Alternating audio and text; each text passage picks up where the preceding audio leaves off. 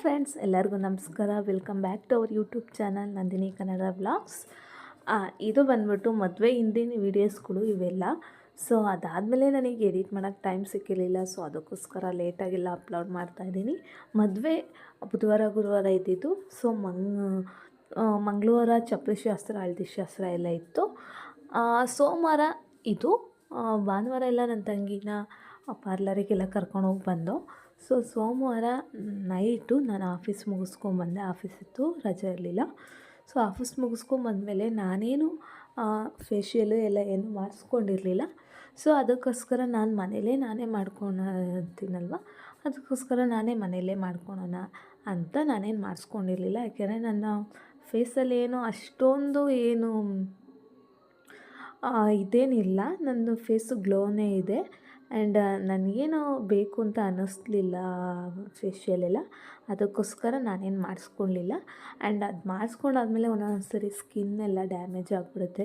So ಸುಮ್ಮನೆ ರಿಸ್ಕೆಲ್ಲ ಏನಕ್ಕೆ, ನಾನೇ ಮನೆಯಲ್ಲೇ ಮಾಡ್ಕೊತೀನಲ್ಲ ಅಂದ್ಬಿಟ್ಟು ಮನೆಯಲ್ಲೇ ಮಾಡ್ಕೊತಾ ಇದ್ದೆ ಅವತ್ತು ನೈಟು. ಸೊ ಸೋಮವಾರ ನೈಟು ಸೊ ಹೇರ್ ಕಟ್ಟೆಲ್ಲ ಮಾಡಿಕೊಂಡೆ. ಹೇರ್ ಕಟ್ಟೆಲ್ಲ ಮಾಡಾದಮೇಲೆ ಹೇರ್ ಕೇರ್ ಮಾಡೋಣ ಒಂಚೂರು. ನನ್ನ ಹೇರ್ಸ್ ಎಲ್ಲ ಫುಲ್ಲು ಫ್ರಿಝಿ ಅನಿಸ್ತಿತ್ತು. ಅದಕ್ಕೋಸ್ಕರ ಹೇರ್ ಮಾಸ್ಕ್ ಅಪ್ಲೈ ಮಾಡ್ತಾಯಿದ್ದೀನಿ. ನಾನು ಬಂದ್ಬಿಟ್ಟು ಬಿ ಬ್ಲೆಂಡ್ ಅವ್ರದ್ದು ಹೇರ್ ಮಾಸ್ಕ್ ಅಪ್ಲೈ ಮಾಡ್ತಾಯಿದ್ದೀನಿ. ಸೊ ಅದನ್ನು ಪಾರ್ಟಿಷನ್ ಆಗಿ ಮಾಡಿಕೊಂಡು ಒಂದೊಂದೇ ಸೈಡು ತೊಗೊಂಡು ಅಪ್ಲೈ ಮಾಡ್ತಾಯಿದ್ದೀನಿ. ಅಪ್ಲೈ ಮಾಡಿ ಒಂದು 20 ಮಿನಿಟ್ಸು 1 ಅವರ್ ಬಿಟ್ಟು ಹೇರ್ ವಾಶ್ ಮಾಡ್ಕೊಬೇಕು. ಮೈಲ್ಡ್ ವಾಟರಲ್ಲಿ, ಬಿಸಿ ನೀರಿರಬಾರ್ದು ಜಾಸ್ತಿ, ಉಗುರು ಬೆಚ್ಚಗಿನ ನೀರಲ್ಲಿ ನಾವು ಹೇರ್ ವಾಶ್ನ ಮಾಡ್ಕೊಬೇಕು. ಸೊ ನಾನು ನೈಟ್ ಅಪ್ಲೈ ಮಾಡ್ತಿರೋದ್ರಿಂದ ಓವರ್ ನೈಟ್ ಬಿಡ್ತೀನಿ. ನಾನು ಓವರ್ ನೈಟ್ ಬಿಟ್ಟು ಮಾರ್ನಿಂಗು ಸ್ನಾನ ಮಾಡಬೇಕಿತ್ತಲ್ವ, ಸೊ ಮಾರ್ನಿಂಗ್ ಸ್ನಾನ ಮಾಡೋಣ ಸರೋಗುತ್ತೆ ಅಂದ್ಬಿಟ್ಟು ನೈಟೇ ಅಪ್ಲೈ ಮಾಡ್ತಾಯಿದ್ದೆ. ಆ್ಯಂಡ್ ಟೈಮ್ ಕೂಡ ಇರಲಿಲ್ಲ, ಹಾಗಾಗಿ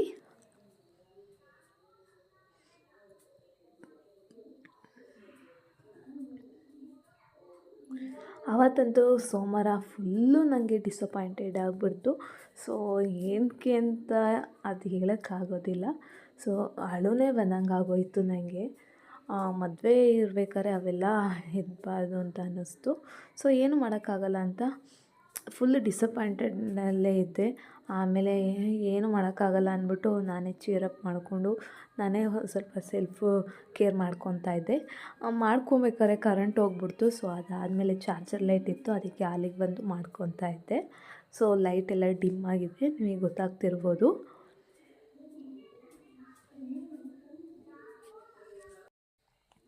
ನಾವು ಹೇರ್ ಮಾಸ್ಕ್ನ ವಾರಕ್ಕೆ 1 ಟೈಮ್ ಇಲ್ಲ 2 ಟೈಮ್ಸ್ ಅಪ್ಲೈ ಮಾಡೋದ್ರಿಂದ ನಮ್ಮ ಹೇರ್ಸ್ ಏನಿದೆ ಅದು ಸ್ಮೂತ್ ಇರುತ್ತೆ. ಆ್ಯಂಡ್ ಫ್ರಿಝಿನೆಸ್ ಆಗೋದಿಲ್ಲ, ಆ್ಯಂಡ್ ಸ್ಪ್ಲಿಟ್ ಎಂಡ್ಸ್ ಆಗೋದಿಲ್ಲ. ಲಾಂಗ್ ಆ್ಯಂಡ್ ಹೆಲ್ತಿ ಹೇರ್ ಪಡೆಯೋಕ್ಕೆ ಹೆಲ್ಪ್ ಆಗುತ್ತೆ. ಆ್ಯಂಡ್ ನಾವು ಅಂಗಡಿಲೇ ತೊಗೊಂಡು ಪ್ರಾಡಕ್ಟ್ಸ್ಗಳಲ್ಲೇ ನಾವು ಹೇರ್ ಮಾಸ್ಕ್ನ ಅಪ್ಲೈ ಮಾಡಬೇಕು ಅಂತ ಏನಿಲ್ಲ. ಮನೆಯಲ್ಲೇ ಸಿಗೋವಂಥ ನ್ಯಾಚುರಲ್ ಇಂಗ್ರೀಡಿಯೆಂಟ್ಸಿಂದ ಕೂಡ ನಾವು ಹೇರ್ ಪ್ಯಾಕ್ನ ರೆಡಿ ಮಾಡಿಕೊಂಡು ಅಪ್ಲೈ ಮಾಡ್ಕೊಬೋದು. ಇದರಿಂದ ನಮ್ಮ ಹೇರು ತುಂಬ ಹೆಲ್ದಿಯಾಗಿರುತ್ತೆ, ಆ್ಯಂಡ್ ಶೈನಿಂಗ್ ಕೂಡ ಇರುತ್ತೆ, ಆ್ಯಂಡ್ ನೋಡೋಕ್ಕೂ ಕೂಡ ತುಂಬ ಚೆನ್ನಾಗಿರುತ್ತೆ. ಅದಕ್ಕಾಗಿ ಮನೇಲೇ ಮಾಡೋ ಹೇರ್ ಪ್ಯಾಕ್ನ ನಾನು ಮುಂದೆ ಯಾವಾಗಾದ್ರೂ ತೋರಿಸ್ತೀನಿ. ನಾನು ಅಪ್ಲೈ ಮಾಡ್ತಾಯಿರ್ತೀನಿ ವೀಕ್ಲಿ ಒನ್ಸು ಅಥವಾ 2 ವೀಕ್ಸ್ ಒಂದು ಸರಿ ಮಾಡಿಕೊಂಡು. ಆವಾಗವಾಗ ಟೈಮ್ ಸಿಗಲಿಲ್ಲ ಅಂದರೆ ಹೇರ್ ಮಾಸ್ಕ್ನೇ ಯೂಸ್ ಮಾಡ್ತೀನಿ. ಸೊ ಒಂದೊಂದೇ ಪಾರ್ಟಿಷನ್ ತೊಗೊಂಡು ಅಪ್ಲೈ ಮಾಡ್ತಾಯಿದ್ದೀನಿ. ಒಂದೇ ಸರಿ ನಾವು ಒಂದೇ ಕಡೆ ಅಪ್ಲೈ ಮಾಡೋದ್ರಿಂದ ಏನೂ ವರ್ಕ್ ಆಗೋದಿಲ್ಲ. ಸೊ ಪಾರ್ಟಿಷನ್ನು ಅಪ್ಲೈ ಮಾಡಬೇಕಾಗುತ್ತೆ.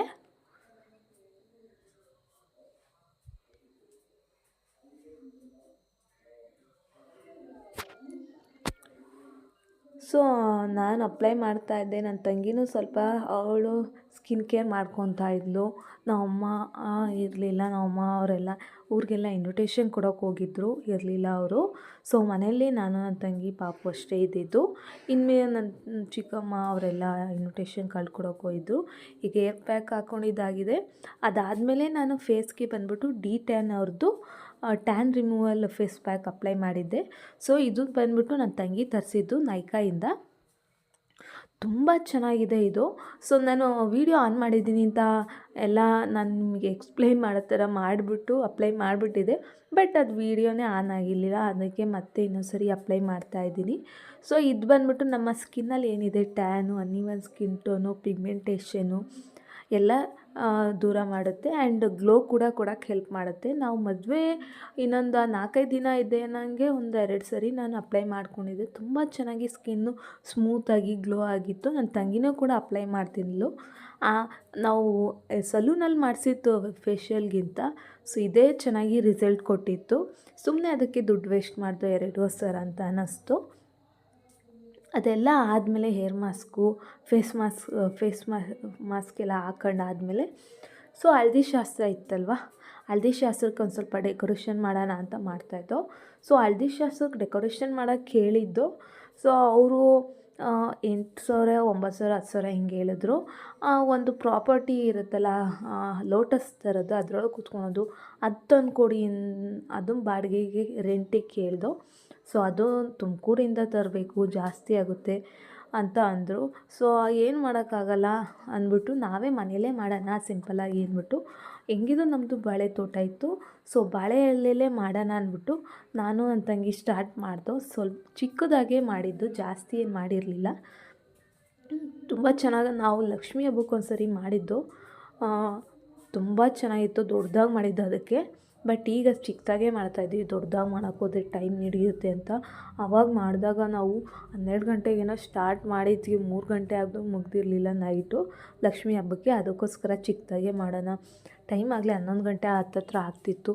ಮಲ್ಕೊಬೇಕು, ಬೇಗ ಎದ್ದೇಳಬೇಕು, ಎಲ್ಲ ಪೂಜೆ ಎಲ್ಲ ಇರುತ್ತೆ ಅಂದ್ಬಿಟ್ಟು ಚಿಕ್ಕದಾಗೇ ಮಾಡ್ತಾಯಿದ್ದೋ. ನನ್ನ ತಮ್ಮ ಎಲ್ಲ ಕಟ್ ಮಾಡಿ ಕೊಡ್ತಿದ್ದ ಒಂದು ಸೈಜ್ಗೆ ಮೆಷರ್ಮೆಂಟ್ ತೊಗೊಂಡು. ನಾನು ನನ್ನ ತಂಗಿ ಅದನ್ನೆಲ್ಲ ಫಿಕ್ಸ್ ಮಾಡ್ತಾಯಿದ್ದೋ. ಆ ಗುಂಡು ಪಿನ್ ಇರುತ್ತಲ್ಲ ಅದರಲ್ಲಿ ಫಿಕ್ಸ್ ಮಾಡ್ತಾಯಿದ್ದೋ. ಡಬಲ್ ಟೇಪ್ ಗಮ್ಮಲ್ಲೂ ಮಾಡ್ಬೋದು, ಬಟ್ ಅದು ನಿಲ್ಲಲ್ಲ ಜಾಸ್ತಿ ಟೈಮು. ಅದಕ್ಕೋಸ್ಕರ ನಾವು ವಿಂಡೋ ಇತ್ತಲ್ಲ ಅದಕ್ಕೆ ಕಟನ್ಸ್ನ ಆ್ಯಡ್ ಮಾಡಿಬಿಟ್ಟು ಅದಕ್ಕೆ ಬಾಳೆ ಎಲೆಯಿಂದ ಗುಂಡು ಪಿನ್ನಿಂದ ಬಾಳೆ ಎಲೆನ ಸ್ಟಿಕ್ ಮಾಡ್ತಾಯಿದ್ದೋ.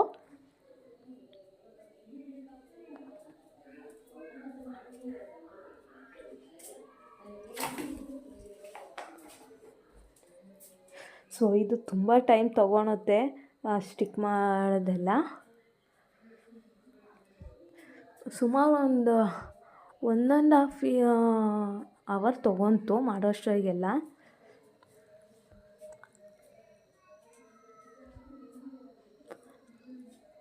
ಸೊ ಬಾಳೆ ಎಲೆಯಿಂದ ಮಾಡಿಬಿಟ್ಟು ಅದಕ್ಕೆ ಚೆಂಡು ಹೂವು ಬರುತ್ತಲ್ಲ ಅದನ್ನು ಯೆಲ್ಲೋ ಆ್ಯಂಡ್ ಆರೆಂಜ್ ಅಲ್ಲಿ ಡೆಕೋರೇಷನ್ ಮಾಡಿದ್ರೆ ತುಂಬ ಚೆನ್ನಾಗಿರುತ್ತೆ ಅಂದ್ಬಿಟ್ಟು ನಾವು ಹೂವು ನಮ್ಮ ಅಪ್ಪಂಗೆ ತರಕ್ಕೆ ಹೇಳಿದ್ದೋ.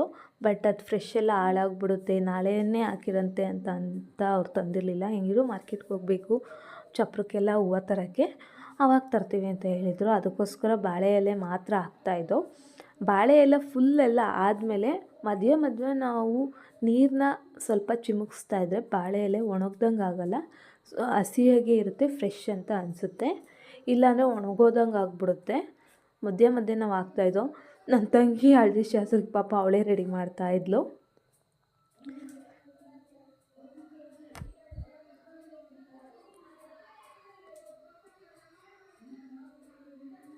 ಆಲ್ಮೋಸ್ಟ್ ಆಲ್ ಆಗಲೇ ನನ್ನ ತಂಗಿ ಮದುವೆ ಆಗಿ 4ನೇ ತಾರೀಕು ಬಂದರೆ ಜನವರಿ 4, 1 ತಿಂಗಳು ಆಗ್ತಾಯಿದೆ.